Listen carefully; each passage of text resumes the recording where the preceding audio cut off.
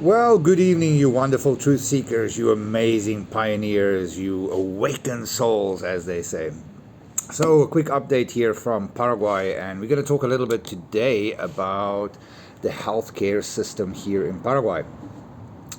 Now, I have to be honest, I have not been in a doctor's room for over 30 years. I don't take medication. I don't touch antibiotics since I can remember.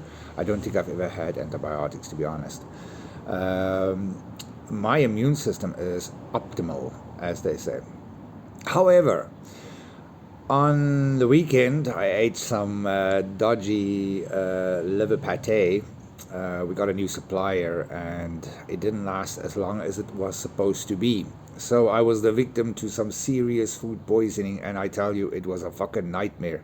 I couldn't shit, I couldn't throw up, and it was just sitting there. It was like this constant poof, poof. You want to throw up, you want to throw up, you want to throw up. And after a couple of hours of trying to endure and see if my system didn't want to heal or anything like that, and I'm talking about 6 hours later, Susie said, you have to go to the emergency room because this is not right. So, in any way, me being allergic to the medical system because of the corruption and the vile that the doctors and the nurses and stuff are doing all over the world, I was pleasantly surprised. So around the corner from us is the maternity hospital. So off we go, and I expect it to be like in Ireland, where you have to wait in a fucking trolley or emergency room for about 12 to 14 days. Now, I'm like, in Ireland, you wait about 12 hours to 24 hours just to see a doctor. Sometimes you lie in a trolley in the halls and those kind of things for days. So that's what I expected. An undeveloped country like Paraguay surprised me tremendously. As I was about to throw up, Susie went to the counter, explained my situation. Immediately, I was tended to. With great care, I have to say, and with great consideration. And the doctors, the nurses, everybody was absolutely fantastic. And by gum, it was one of the cleanest hospitals I've ever been in my life. Even when I had friends in Ireland, even in the UK, going to hospitals, I would go there with a fucking tea towel or something, just cover with some smelly things because it was really horrible. But here, surprisingly, it was very clean. So, after sitting there on a drip because I was dehydrating and obviously cannot take anything in, cannot put anything out, so that was kind of a fucking mind blow, besides something else.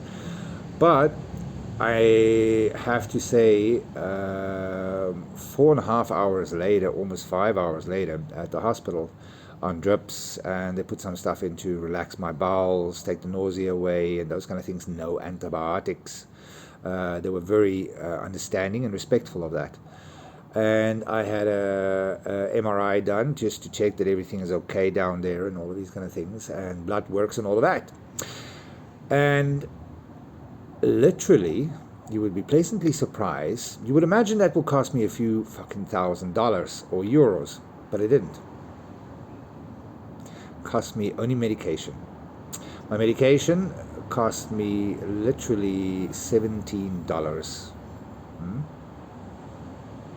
An undeveloped country with such a wonderful governmental healthcare system. Like literally, it was so quick that they took care of me, and I was pleasantly surprised.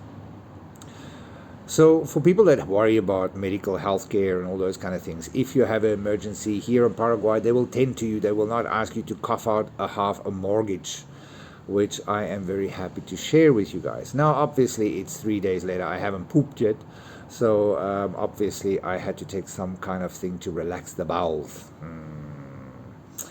So, and because they don't have a lot of things that I'm accustomed to, I had to take the tablet. So I'll let you guys know in the next week or so how things are going. But other than that, don't be scared of trying something new. Even dentists. I am terrified of dentists. I haven't been to a dentist now in quite a few years, over 20 years. I've pulled my own tooth because I have a phobia for dentists, because I was sexually molested by a dentist and obviously had some very bad encounters since then. So as a child, and when I became a grown-up, I decided I will never go to a dentist again. However, the dental work needs to be done. I cannot super glue my crown back all the time, so I have to go get it done. That's what I'm saying. So after a lot of mental prep work and psychological courage and a little green leaf wonder, I decided, you know what, it's time, let's go. So off to the dentist I went. Lovely, absolutely surprised about the quality of service I got. Very caring, very considerate, very humbled by the dentist. She was lovely. So, and to get quite a lot of things done, including 2 crowns, 5 fillings, and something else. Brings me about to $1,500. Where the fuck do you get this? So medical and healthcare here, dental, all of that is really optimal. So whoever tells you otherwise is talking shit, because I've had first-hand experience with it. I have lived here for 2 years. I broke my foot. I set my own foot because I'm also a physiotherapist. So I know how to do these kind of things besides the industrial psychologist. I have a few, hats. But anyway, so I set my own foot because I didn't want to go to a healthcare practitioner, because I wouldn't dream of going near it. And to be honest, pleasantly surprised, I have to say, I can inform you guys that they're actually fucking awesome.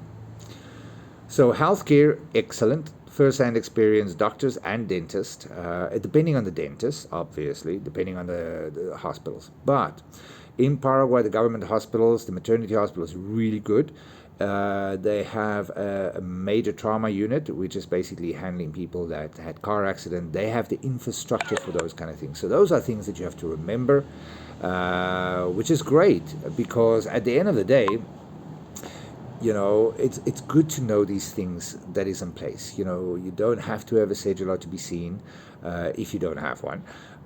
They will cater and take care of your humanity, your physical self. They wouldn't push you away or tell you to go away somewhere else. They won't. That's not the government. Paraguay is very compassionate.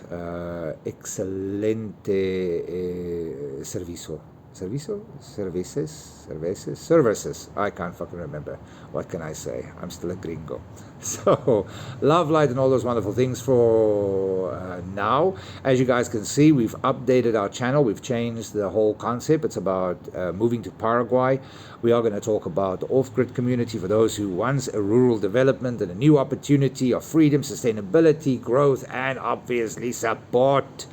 You can reach me and speak to me about Camino Verde. I will be in Itacorubi up and down for the next couple of weeks as well. The house needs to have the bathroom finished. I have to finish the kitchen. All of these kind of things. Tomorrow I'm going to be a brave man, because I've been wanting now for fucking months now to get the fucking roof fixed on this house.